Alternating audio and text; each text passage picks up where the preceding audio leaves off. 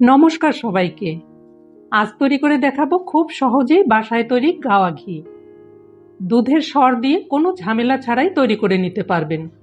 তো চলুন তাহলে কিভাবে গাওয়া ঘি তৈরি করতে হয় দেখে নেই।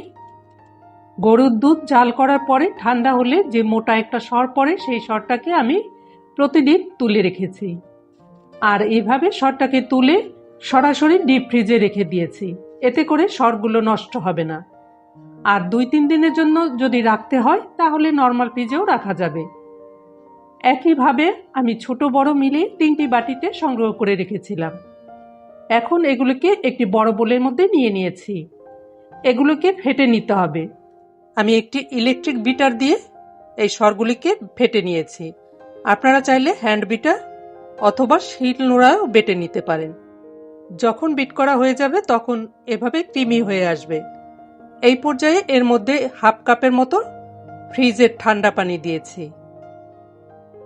পানিটা দিয়ে আবারও ফেটে নিতে হবে। কিছুক্ষণ ফেটার পরে দেখবেন মাখনটা পানি থেকে আলাদা হয়ে গিয়েছে। তারপরে এর মধ্যে দিয়েছি এক টুকরো বরফ। বরফটা দেওয়ার জন্য এই দুধটা অনেকটাই ঠান্ডা হয়ে যাবে এবং মাখনগুলো সুন্দরভাবে উঠাতে পারবো। দেখুন কত সুন্দর হয়েছে।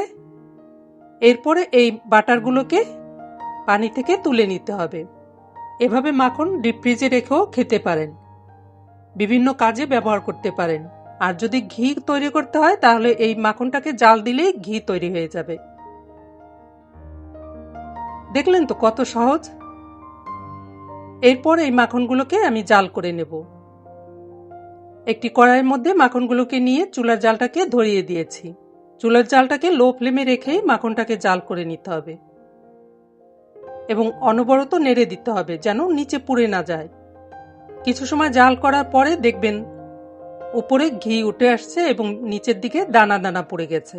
এই সময় এত সুন্দর গন্ধ বের হয়েছে, সারা ঘর মমা করছে। দানাগুলি যেন পুড়ে না যায়। এছাড়া দানাগুলি সাদাও যেন না থাকে, তাহলে ঘিটা পরে ফাঙ্গাস পড়তে পারে। আর এই দানাগুলি যখন একটু লালচে আকার হবে তখন বুঝতে হবে ঘিটা হয়ে গেছে। দেখুন কত সুন্দর আর কতটা ঘি হয়েছে। বাজার থেকে আমরা চড়া দামে ঘি কিনি। এইভাবে যদি বাসায় তৈরি করতে পারি তাহলে খাঁটি ঘিও তৈরি করতে পারবো এবং কম দামেও তৈরি করতে পারবো। দানাগুলি যখন লালচে ব্রাউন কালার হবে তখন চুলার জালটাকে বন্ধ করে দিয়েছি এবং হালকা গরম অবস্থায় এই ঘিটাকে ছেঁকে নিতে হবে।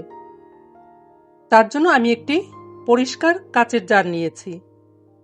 এই জারের উপরে একটি ছাঁকনি বসিয়ে ঘিটাকে ছেঁকে নিয়েছি। ঘিটা সম্পূর্ণ ছেঁকে নেওয়ার পরে কড়াইয়ের মধ্যে এই যে দানা দানা অংশটুকু আছে এটুকু ফেলে দেবেন না। এর সঙ্গে চিনি মিলিয়ে মিষ্টি বানিয়েও খেতে পারেন। এছাড়া গরম গরম ভাতের সঙ্গে দারুণ লাগে খেতে। আর এই ঘিটা গরম অবস্থায় এরকম তেলের মতো দেখতে হবে। যত ঠান্ডা হবে ততই জমাট বাঁধতে থাকবে। তাহলে দেখলেন তো কত সহজভাবে আমি বাসায় সর দিয়ে ঘি তৈরি করে নিলাম। আপনারাও এভাবে ট্রাই করবেন। আশা করি ভিডিওটি ভালো লেগেছে। ভিডিওটি ভালো লাগলে সবার সঙ্গে শেয়ার করবেন। ভিডিওটি কেমন লেগেছে অবশ্যই কমেন্ট করে জানাবেন। তাহলে এবার রাখছি। Good bye.